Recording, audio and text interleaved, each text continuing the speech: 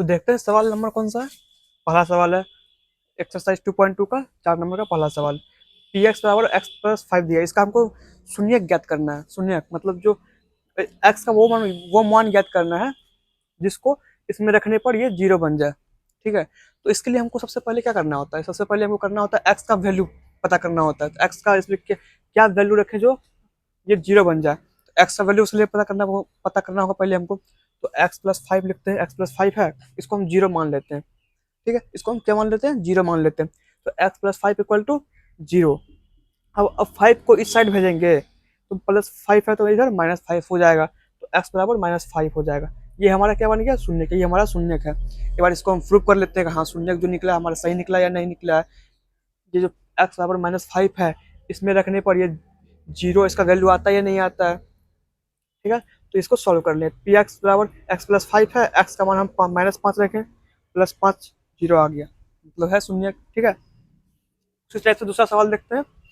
P x बराबर x minus five है, इसमें भी एक्स का मान, वो मान हमको एक्स का पता करना है जिसको इसमें रखने पर ये जीरो बन जाए। ठीक है, तो सेम प्रोसेस को इसमें रिपीट कर देना है। X plus sorry x minus five है, इसको हम जीरो मान लेते हैं। एक्स माइनस फाइव को क्या मानते हैं, जीरो मानते हैं।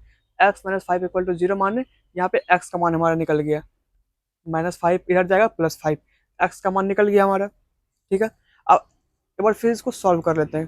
ठीक है, पी एक्स बराबर एक्स माइनस फाइव है, तो एक्स का जगह पे माइनस फाइव रख दिए, सॉरी एक्स का जगह पे फाइव रख दिए, माइनस है माइनस फाइव फाइव, जीरो हो गया। ठीक है, उसी टाइप से 3 नंबर का सवाल देखते हैं। इसमें भी सेम कंडीशन, इसमें भी हमको शून्य की ज्ञात करना है। तो एक्स का हमको वैल्यू पता करना होगा। इसके लिए सबसे पहले एक्स का वैल्यू कैसे निकालेंगे, इसको हम जीरो मान के निकालेंगे। इसको हम जीरो मान लिए, जीरो मान लिए।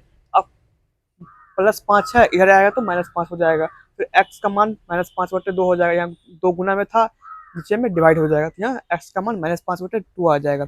अब देखिए, अगर आप लोगों को कोचिंग में बनाना है या किसी भी तरीके एग्जाम में बनाना है, एग्जाम में ही बनाना है, बोर्ड एग्जाम में बनाना है, कोई भी एग्जाम में बनाना है, किसी के सामने ही बनाना है, तो आपको ये नहीं करना है।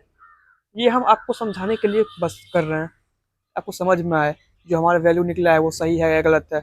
इस टाइप से हम चेक कर सकते हैं। लेकिन हमको जब एग्जाम में बनाना होगा हमको बस इतना ही करना है, बस इतना ही करना है हमको। हमको यही पूछ रहा है, क्वेश्चन में हमको यही पूछ रहा है एक्स का मान क्या होगा जिससे ये जीरो बन जाए, बस एक्स बराबर माइनस फाइव बाई टू, इतना ही हमको पूछ रहा है। ठीक है, इतना आ गया समझ में। इसको एक बार फिर से सॉल्व कर लेते हैं, प्रूफ कर लेते हैं हाँ माइनस फाइव बाई टू रखने पे एक्स का मान जीरो आता है या नहीं आता है। तो यहाँ पे P minus five by two, x के जगह माइनस फाइव बाई टू रखे हैं। अब यहाँ जहाँ जहाँ जहाँ एक्स था वहाँ वो माइनस फाइव बाई टू रख देते हैं। टू है पहले से, गुना है गुना, एक्स यहाँ पे था, एक्स की जगह माइनस फाइव बाई टू हो गया, प्लस फाइव। ठीक है, अब इसको सॉल्व कर देते हैं। टू टू क्रॉस हो गया, कट गया, बचा माइनस फाइव प्लस फाइव, बच गया जीरो। ये हमारा आंसर है। ठीक है, उम्मीद करते हैं आप लोगों को समझ में आया होगा।